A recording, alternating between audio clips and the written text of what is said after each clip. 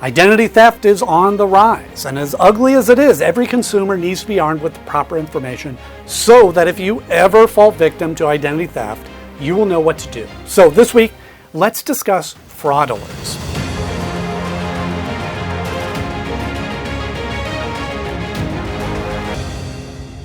Now, when someone falls victim to identity theft or fraud, or if they think that they may have fallen victim to identity theft or fraud, they can place a fraud alert on their credit reports.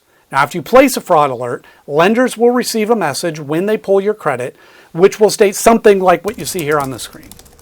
Now, banks will take extra verification steps before extending credit or approving you for a credit card. And the verification steps may include banks calling you to ask you security questions or asking for additional documents which prove your identity. Things like that. You can place a fraud alert for free by contacting any of the 3 credit bureaus online or by phone. I'll put the info on the screen and include the links in the description below. You only need to contact one of the 3 credit bureaus. The credit bureau you contact will send a message to the other 2 credit bureaus to place the fraud alert on as well. Now, there are 3 types of fraud alerts that you can place. Number 1, initial alert, and this expires after 12 months. Number 2 is extended fraud alert, which lasts up to 7 years.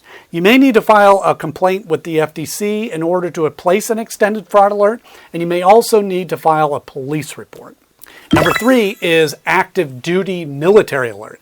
This alert is for U.S. servicemen and women and expires after 12 months. Once it expires, you can renew it as necessary.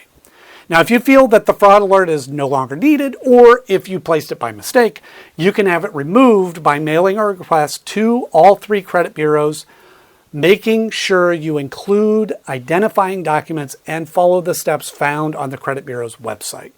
Now, one last word on this.